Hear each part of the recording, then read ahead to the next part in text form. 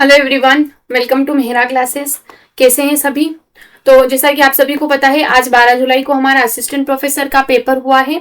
तो आज हम उसका जो है पेपर फर्स्ट हमारा एमपी जीके का जो है आज हम वो डिस्कस करने वाले हैं। तो सबसे पहले मैं आपको स्टार्टिंग में बता देती हूँ, मैं जो हूँ मैथमेटिक्स सब्जेक्ट पढ़ाती हूँ। अगर आप लोग भी मैथमेटिक्स की प्रिपेयर कर रहे हैं, जो हमारा 30 अगस्त को एग्जाम होने वाला है, 30 अगस्त को हमारा मैथमेटिक्स का असिस्टेंट प्रोफेसर का एग्जाम होने वाला है। अगर आप उसके लिए प्रिपेयर कर रहे हैं तो आप हमारा कोर्स ज्वाइन कर सकते हैं मेहरा क्लासेस पर। आपको हमारे कोर्स में दो वैरायटी देखने को मिल जाएगी। एक वैरायटी है सिर्फ प्रैक्टिस क्वेश्चन की, यानी अगर आपकी थ्योरी कंप्लीट हो चुकी है और अगर आप सिर्फ प्रैक्टिस सेशंस लेना चाहते हैं, ओनली ऑन प्रैक्टिस करना चाहते हैं प्रीवियस ईयर पेपर की या एक्सपेक्टेड क्वेश्चन की, तो आपको 1999 की प्राइस में आपको मिल जाएगा प्रैक्टिस सेशन। और अगर आप फुल कोर्स लेना चाहते हैं थ्योरी विद प्रैक्टिस सेशन, जिसमें आपको मैथमेटिक्स की ऑल 10 यूनिट्स की थ्योरी भी मिल जाए, साथ ही साथ जितने भी प्रैक्टिस हुए हैं सारे मिल जाए, पीवाईक्यू मिल जाए, टेस्ट मिल जाए, उनकी डिटेल डिस्कशन मिल जाए, तो आप 3999 वाला कोर्स परचेस कर सकते हैं। तो ये बेसिक इन्फॉर्मेशन मैंने आपको प्रोवाइड कर दी है मैथमेटिक्स सब्जेक्ट के लिए। अगर आप प्रिपेयर कर रहे हैं तो आप हमारे कोर्स को ज्वाइन कर सकते हैं। फटाफट से अब हमारे पेपर पर आ जाते हैं। ये मेरे पास जो है सेट सी है, आई थिंक यहाँ पर लिखा हुआ है D. Okay, it's a set D. हम जो है सेट डी डिस्कस कर रहे हैं। तो पहला क्वेश्चन मैं पहले से बता देती हूँ, ये जो आंसर की हम मोस्ट एक्यूरेट तरीके से ढूंढने की कोशिश करी है और वहीं से हमने निकाली है। तो ऑब्वियस सी बात है, जब हमारी प्रोविजनल या फाइनल आंसर की आएगी तो आपको कुछ चेंजेस देखने को मिल सकते हैं। तो आप क्या है, इसको टेंटेटिव मानकर ही चलेंगे। चलिए, कौन सा मोबाइल एप्लीकेशन पासपोर्ट, पेंशन और कर दाखिल करने जैसी कई सरकारी सेवाओं को एक ही प्लेटफॉर्म पर एकत्रित करता है? यानी कि अगर मुझे टैक्स वगैरह देना है या फिर मुझे पासपोर्ट या पेंशन, इन सब से रिलेटेड अगर मुझे कोई भी गवर्नमेंट रिलेटेड काम करना है, तो ऐसी कौन सी ऐप है, ऐसा कौन सा प्लेटफॉर्म है जिस पर ये सारे काम हो सकते हैं? प्रगति पोर्टल, उमंग, या फिर ई कोर्ट्स, या फिर एनएसडीजी। तो इसका करेक्ट आंसर है उमंग। उमंग जो है फुल फॉर्म है unified mobile application for new age governance. ये सेंट्रल और स्टेट है ना, केंद्र और राज्य दोनों सरकार की दोनों ही सेवाओं को देता है, जिसमें डिजिटल लॉकर, आपकी जो पीएफ होती है, पासपोर्ट, टेक्स्ट फाइलिंग, सभी का साथ हम एक साथ काम कर सकते हैं। तो इसका करेक्ट आंसर आएगा हमारे पास उमंग। ओके, नेक्स्ट क्वेश्चन है हमारा, बजरा मठ का मंदिर कहाँ स्थित है? जो बजरा मठ का मंदिर है वो कौन सी जगह स्थित है? ग्वालियर, उदयगिरी, ग्यारसपुर या ओरछा? तो इसका करेक्ट आंसर हमारा होना चाहिए ग्यारसपुर। विदिशा में ऑब्वियस सी बात है, विदिशा जिले के जो ग्यारसपुर है वहां पर बजरा मठ एक ऐतिहासिक मंदिर समूह है, जो मुख्य रूप से क्या है, जैन तीर्थकरों को समर्पित है। किन लोगों को समर्पित है? ये जो जैन तीर्थकर है उनको समर्पित है बजरा मठ नाम का मंदिर। और कहां पर स्थित है? ग्यारसपुर, विदिशा में ही स्थित है। थर्ड क्वेश्चन है हमारा, मध्य प्रदेश के मुख्य सचिव के संदर्भ में इन कथनों पर विचार करिए। मतलब जो दो स्टेटमेंट दिए हमें बताना है सही कौन सा है, गलत कौन सा है। मध्य प्रदेश के मुख्य सचिव का चयन मुख्यमंत्री द्वारा किया जाता है, या फिर मुख्य सचिव की नियुक्ति एक कार्यकारी कार्यवाही है जो राज्य के राज्यपाल के नाम से की जाती हैं? तो देखिए, यहाँ पर दोनों ही स्टेटमेंट हमारे ऑफिशियली ट्रू हैं।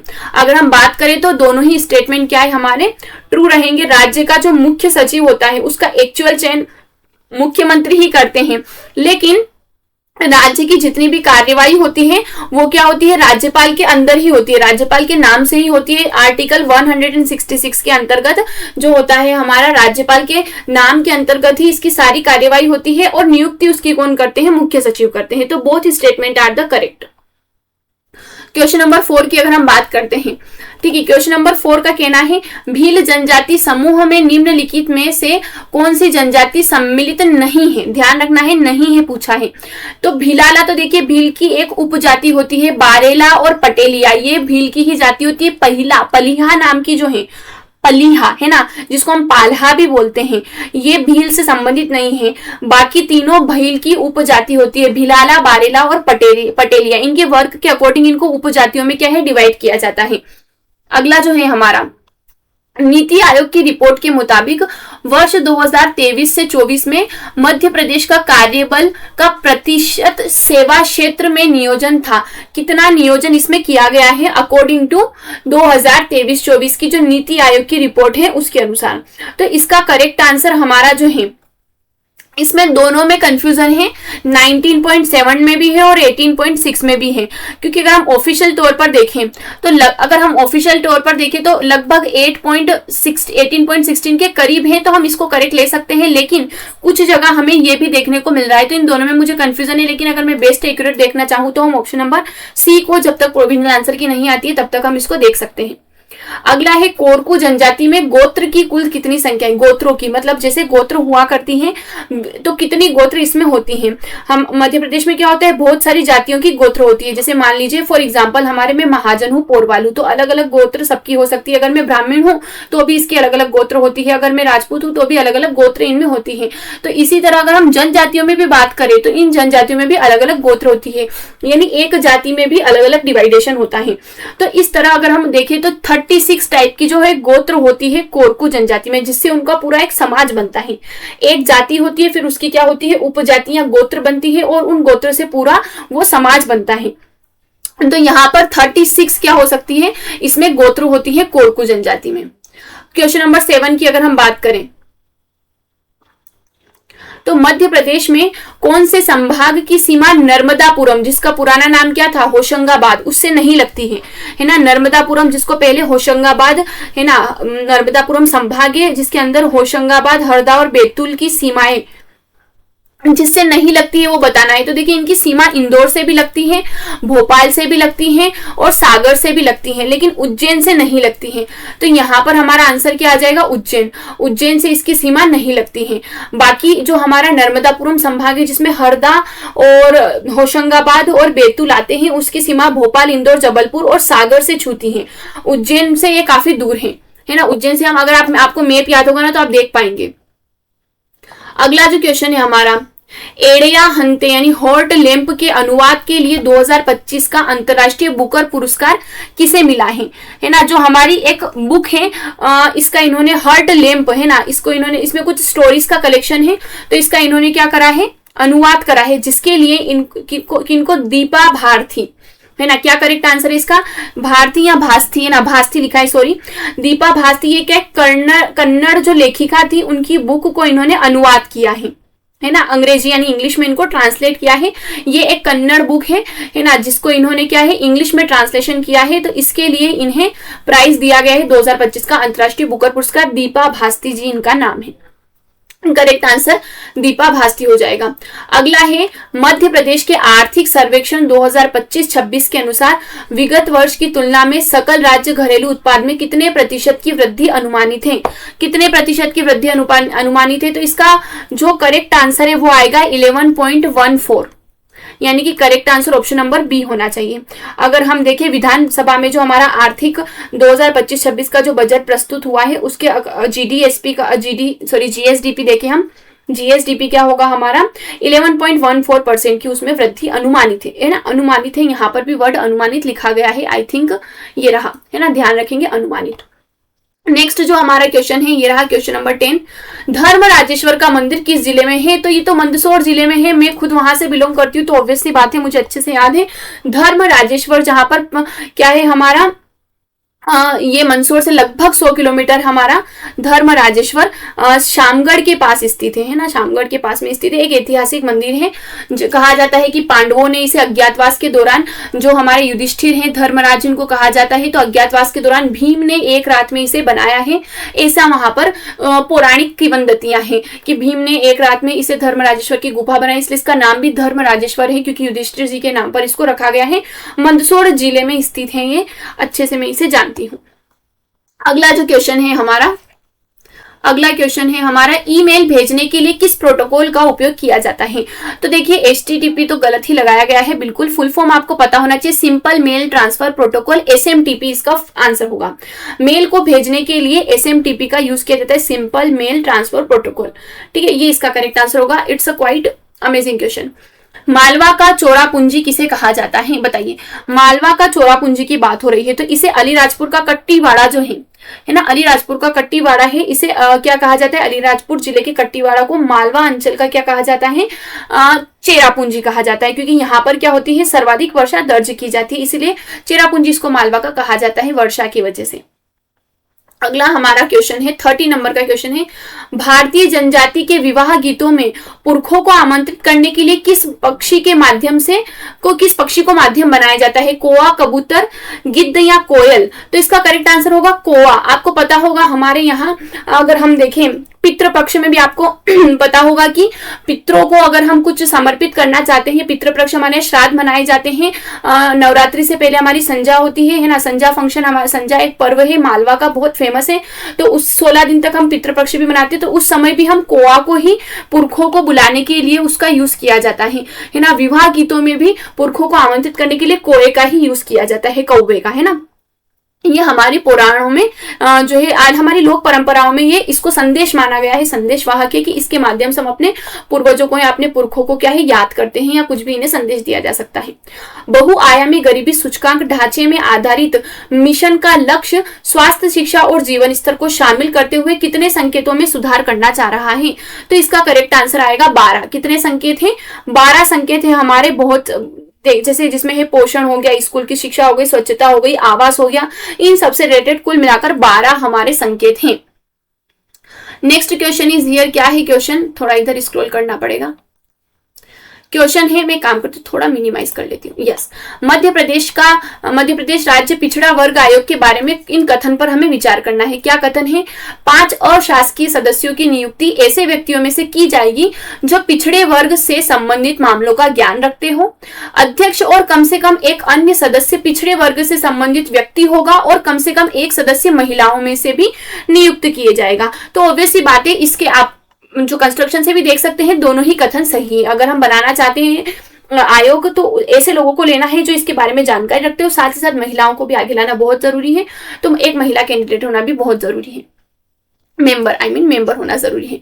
किस अनुच्छेद के अनुसार किसी राज्य की सरकार की समस्त कार्यपालिका संबंधी कार्यवाही राज्यपाल से संबंधित होती है? तो वो हमारा होता है, अभी मैंने आपको बताया है ऊपर जब हमारी नियुक्ति की बात हुई थी कि मुख्यमंत्री नियुक्ति करता है, लेकिन सारी कार्यवाही आर्टिकल 166 के कहता है कि जितना भी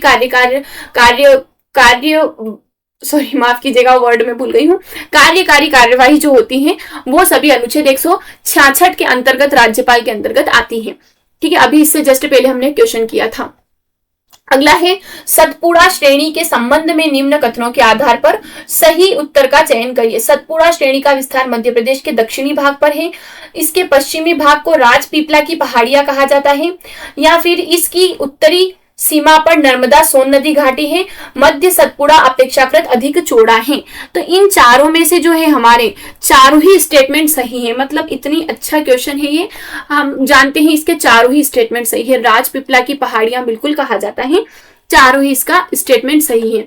किस वाकाटक नरेश को 4 अश्वमेध यज्ञ किए थे? तो वो उसका आंसर है प्रवरसेन। फर्स्ट प्रवरसेन ऐसे थे, प्रतापी सम्राट थे, इन्होंने अपने कार्यकाल के दौरान इन्होंने 4 ही अश्वमेध यज्ञ करे थे। उस समय में अश्वमेध यज्ञ जो होते हैं वो क्या होते हैं? एक अपने राज्य को सफल बनाने के लिए किए जाने वाले यज्ञ होते हैं, जिससे धन धान्य की कभी भी कमी नहीं होती है, राज्य में कभी भी सूखा नहीं होता है, महामारी नहीं होती है। देवताओं को जो है प्रसन्न करने के लिए पहले के जमाने में राजा और महाराजा किया करते थे अश्वमेध यज्ञ, और उसमें भी जो 4 अश्वमेध यज्ञ करवा लेते थे उनका राज्य कभी भी मतलब हमेशा फलता फूलता रहता था, ऐसा उनका मानना था। गंगेदेव किस वंश के प्रतापी शासक थे? ओके, तो वो थे हमारे गंगदेव, किसके थे? कलचुरी के थे, माफ कीजिएगा, चंदेल नहीं, कलचुरी इसका करेक्ट आंसर होगा। कलचुरी वंश के थे। कलचुरी, गंगदेव त्रिपुरी कहा जाता है इनको, कलचुरी वंश के शासक थे। शायद इन्हें भी विक्रमादित्य की उपाधि दी गई थी, है ना। विक्रमादित्य किसी राजा का नाम नहीं, मतलब पहले राजा का नाम था, लेकिन उसके बाद से विक्रमादित्य कंटिन्यूअसली एज अ उपाधि दी जाती थी, है ना, क्योंकि विक्रमादित्य जो मेन सम्राट थे उन्होंने बहुत कुछ कार्य किया था। उनके शासन में क्या थी, प्रजा हमेशा खुश रहती थी, तो आगे से वो एज अ उपाधि काम करते थे, तो इन्हें भी विक्रमादित्य की उपाधि दी गई थी। कौन सा क्लाउड सेवा मॉडल मुख्य रूप से सॉफ्टवेयर डेवलपर्स को लक्षित करता है? इनमें से ऐसा कौन सा है? तो वो है PaaS, ऑप्शन नंबर डी, है ना, PaaS, platform as a service. ये हमारा क्या है, सॉफ्टवेयर डेवलपर्स को लक्षित करता है, टारगेट करता है। जनगणना 2011 के अनुसार जनसंख्या वृद्धि से मध्य प्रदेश का सबसे छोटा जिला कौन सा है? बताइए। हरदा, हरदा है भैया, हरदा है ना, ये तो हरदा है, अलीराजपुर थोड़ी ना है, हरदा है। 2011 की बात हो रही है। कालिदास द्वारा रचित मालविका अग्निमित्रम किस राजवंश की जानकारी देता है? तो मालविका अग्निमित्रम में शुंग वंश है बेटा, सॉरी माफ कीजिएगा, शुंग वंश। अग्निमित्र है ना, पुष्यमित्र शुंग है ना, अग्निमित्र राजा अग्निमित्र है जो पुष्यमित्र शुंग के पुत्र हैं। अग्निमित्र और मालविका दोनों प्रेम प्रेमिका है, उनके बारे में मालविका अग्निमित्रम नाम से ही पता चलता है। अग्निमित्र जो कि पुष्यमित्र शुंग के पुत्र है, शुंग वंश के राजा है, और मालविका उनकी प्रेमिका का नाम है। इन दोनों के ऊपर ये पूरा काव्य रचा गया है। तो इसका करेक्ट आंसर रहेगा पुष्यमित्र शुंग यानी शुंग वंश। घोड़ा डोंगरी सत्याग्रह कब प्रारंभ हुआ था? तो घोड़ा डोंगरी सत्याग्रह 1930 में प्रारंभ हुआ था, है ना। घोड़ा डोंगरी क्या है? जैसे ही महात्मा गांधी जी ने नमक सत्याग्रह शुरू किया, उसी दौरान फिर अलग अलग जगह जो है सत्याग्रह होने लगे। तो घोड़ा डोंगरी में गुंजन सिंह कोरकू जो मेन थे, वहां पर बैतूल जिले के घोड़ा डोंगरी में इन्होंने सत्याग्रह किया था। आदिवासी थे, गुंजन सिंह कोकरू उनके नेतृत्व में हुआ था, गुंजन सिंह कोरकू। ओके, इधर क्वेश्चन तो नहीं रह गए हैं, है ना। अगला हमारा क्वेश्चन है, निम्न में से कौन सा कथन सही है? धसान नदी उत्तर पूर्व की ओर प्रवाहित होती है, वेनगंगा नदी उत्तर पूर्व की ओर प्रवाहित होती है, तवा नदी दक्षिण की ओर प्रवाहित होती है, और केन नदी जो है हमारी दक्षिण की ओर प्रवाहित होती हैं। तो इसमें से हमारा करेक्ट स्टेटमेंट होगा ऑप्शन नंबर ए, धसान नदी जो है हमारी उत्तर से पूर्व की ओर। अगर आपने मैप के जरिए नदियों को याद किया होगा तो वेनगंगा, तवा और केन, इन सबका डायरेक्शन उल्टा दिया है। धसान नदी का डायरेक्शन बिल्कुल सही दिया है। आपको डायरेक्शन जो है मैप से याद करना चाहिए था मेरे हिसाब से, तो आपका आंसर बिल्कुल सही होता। निम्न में से कौन सी सिंचाई परियोजना 3 राज्यों की संयुक्त परियोजना है? तो वो है बाण सागर परियोजना। बाण सागर क्या है? मध्य प्रदेश, उत्तर प्रदेश और बिहार, इन तीनों की है, सोन नदी पर स्थित है ना। सोन नदी पर है बाण सागर, जो एमपी, यूपी और बिहार तीनों की ही क्या है? संयुक्त परियोजना है। ध्यान रखना है आपको, बाण सागर परियोजना। अगला है, राष्ट्रीय फ्लोरोसिस रोकथाम एवं नियंत्रण कार्यक्रम के अंतर्गत निम्न में से कौन सा जिला चिन्हित नहीं है? ऐसा कौन सा जिला है जिसको इसमें चिन्हित नहीं किया गया है? तो ऑफ कोर्स करेक्ट आंसर है दतिया। रायसेन, सीहोर, शाजापुर और दतिया, है ना, इनमें से दतिया को चिन्हित नहीं किया गया है, बाकी सब इसमें चिन्हित हैं। निम्न में से कौन सा गोत्र समूह भारिया जनजाति में 6 देवताओं को मानने वाले गोत्र समूह में सम्मिलित नहीं है? तो इसका करेक्ट आंसर बिल्कुल गंगई है, सही है। गंगई क्या है? इसमें ये अलग वर्ग में आता है, लेकिन अगर बाकी हम खमरिया, बिजोलिया और बगोठिया देखें तो ये भारिया जनजाति के ही क्या है? उस उप जनजाति या फिर गोत्र है। भारिया जनजाति, भारिया, है ना, ये क्या है? उन्हीं की गोत्र है, और ये 6 देवताओं को मानते हैं, है ना, ध्यान रखेंगे आप लोग। अगला है हमारा, मध्य प्रदेश के रामपायली मंदिर किस जिले में स्थित है? तो जी रामपायली मंदिर हमारा बालाघाट जिले में स्थित है, चंदन नदी के तट पर है। यहाँ पर श्री राम का एक प्राचीन मंदिर है, तो ये कहाँ पर स्थित है? हमारा बालाघाट में स्थित है। अगला है, पर्यवेक्षित यानी सुपरवाइज्ड मशीन लर्निंग में किसका यूज होता है? लेबल युक्त डेटा यानी लेबल्ड डेटा, यादृच्छिक यानी रैंडम, बिना लेबल वाले यानी अनलेबल्ड, या इनमें से कोई नहीं? तो ऑब्वियस सी बात है, सुपरवाइज्ड मशीन लर्निंग में तो लेबल्ड डेटा ही एकदम, इनपुट भी हमारा सही होगा तभी तो आउटपुट हमारा सही आएगा। तो लेबल्ड डेटा के साथ इसको ट्रेन किया जाता है। अगला है हमारा, मध्य प्रदेश में अनुसूचित जनजाति साहूकार विनिमय 1972 में संशोधन कब किया गया था? तो 2021 में इनमें संशोधन किया गया था। बिल्कुल करेक्ट आंसर लगाया है जिन्होंने भी लगाया है। किस परिवर्तन काल के दौरान कंप्यूटर में वैक्यूम ट्यूब के स्थान पर ट्रांजिस्टर? ये तो बहुत ही इजी क्वेश्चन है, मैं कहूंगी इट्स अ इजी क्वेश्चन। जब हम फर्स्ट जनरेशन से सेकेंड जनरेशन में जाते हैं, पहली जनरेशन में हमारे पास क्या थे? बहुत बड़े बड़े वैक्यूम ट्यूब थे, जो बिल्कुल कमरे की साइज इतने बड़े बड़े थे, जो बहुत ज्यादा हीट जनरेट करते थे। तो हम सीधे सेकेंड जनरेशन में ट्रांजिस्टर पर आए, फिर हम आईसी पर आए, है ना, इंटीग्रेटेड सर्किट पर आए। उसके बाद फिर हम किस पे आ गए हैं? हमारा किसके? यूवी रेस पर आ जाते हैं, ऐसे यूवी ट्रांजिस्टर पर आ जाते हैं।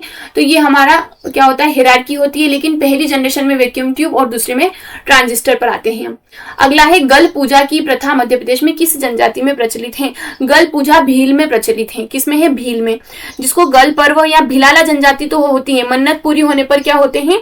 ये गल पूजा करते हैं। मतलब अगर ये कोई मन्नत करते हैं भिलाला जनजाति वाले, और अगर पूजा उनकी मन्नत पूरी हो जाती है तो ये गल पर्व मनाते हैं। शायद अगर क्या होता है, इसमें एक ऊंचे खंबे पर लटक कर शायद भगवान की क्या की जाती है? उनके लिए थैंक यू यानी कृतज्ञता प्रकट की जाती है ना, उनको थैंक यू दिया जाता है भगवान को कि आपने हमारी मन्नत पूरी करी है। भारत में प्रथम बार स्थानीय स्वशासन बोर्ड की स्थापना किस कार्यकाल में हुई थी? तो लॉर्ड रिपन, बिल्कुल आंसर लॉर्ड रिपन था, उसमें था स्वशासन, है ना, सोशल साइंस पढ़नी चाहिए 9th 10th की भी। मध्य प्रदेश में कोयला भंडारण एवं उत्पादन के संदर्भ में कौन सा कथन सही है? सही बताना है हमें। कोयला के बारे में बात हो रही है कि अप्रैल 2021 को कोयला भंडारण में राज्य देश में तृतीय स्थान पर था, या 2021-22 में उत्पादन में, भंडारण उत्पादन हर चीज का ध्यान रखना है, द्वितीय स्थान पर था, चतुर्थ स्थान पर था उत्पादन में, या फिर पाथाखेड़ा क्षेत्र में कोयला उत्पादन होता है, सर्वाधिक पहला पाथाखेड़ा क्षेत्र में कोयला उत्पादन होता है। तो हमें इसमें सही कथन बताना है, तो इसमें सही कथन ऑप्शन डी आना चाहिए मेरे हिसाब से। अगला है भारत वन स्थिति रिपोर्ट 2023 भाग 2 के अनुसार मध्य प्रदेश के किस जिलों में वनों का क्षेत्रफल सबसे कम है? तो देखिए वनों का क्षेत्रफल सबसे कम उज्जैन में है, माफ कीजिएगा उज्जैन में है, मेरे आसपास है इसलिए मुझे पता है, उज्जैन में है। निवाड़ी, दतिया, शाजापुर नहीं, सबसे कम उज्जैन में है। ओके, अगला है हमारा प्रथम आंग्ला मराठा युद्ध के समय ग्वालियर का शासक कौन था?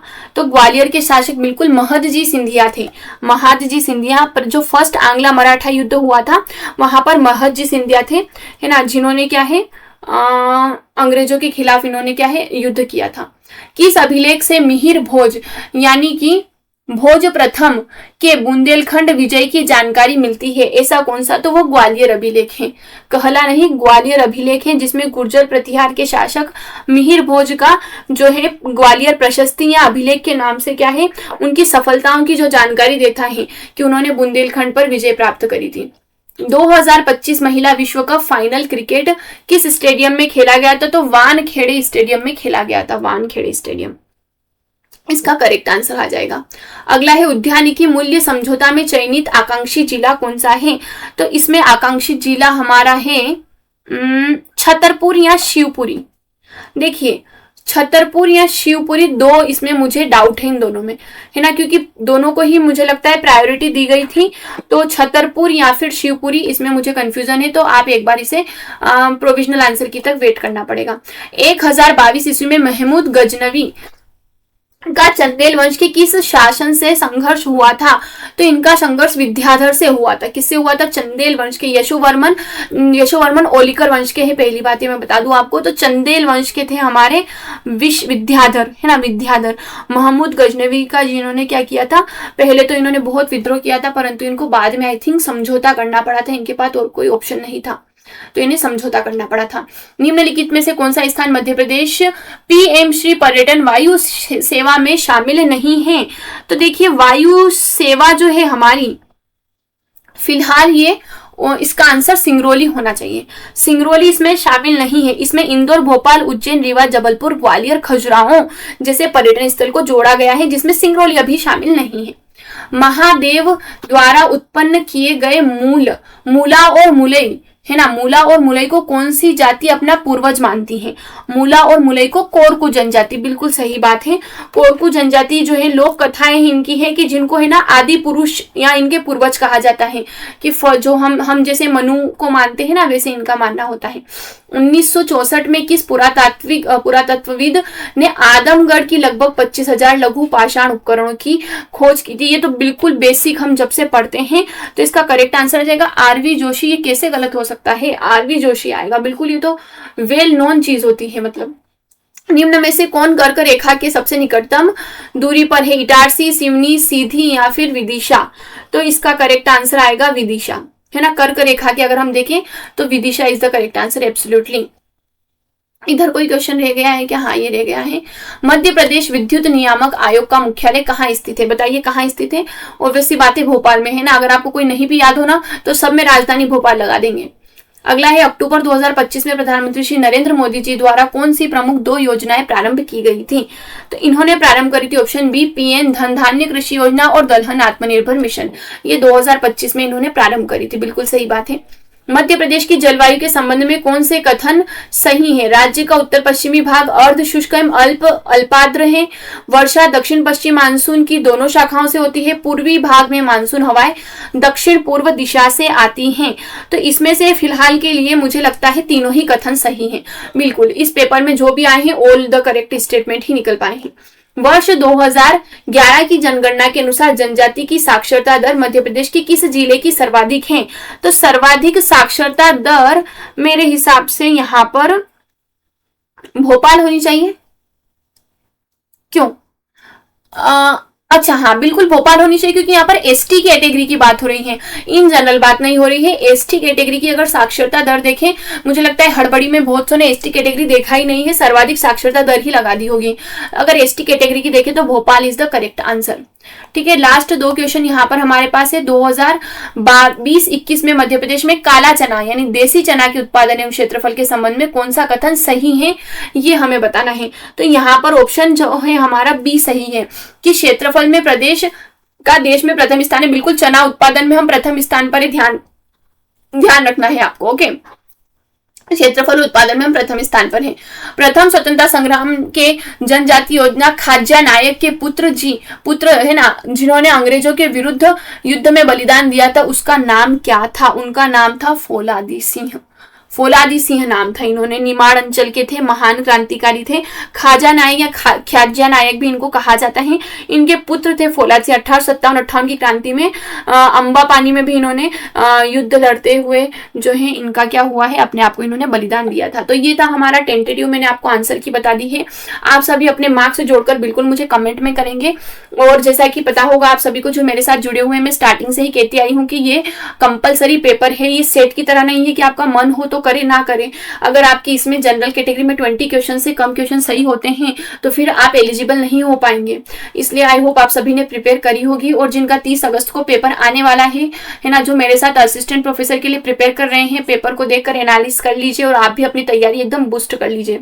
अगर आपने कोर्स परचेस नहीं किया है तो अगेन बता दूं, 1999 में आपको सिर्फ प्रैक्टिस कोर्स और 3999 में आपको क्या है, कंप्लीट कोर्स मिल जाएगा। So thank you, stay tune and have a happy learning.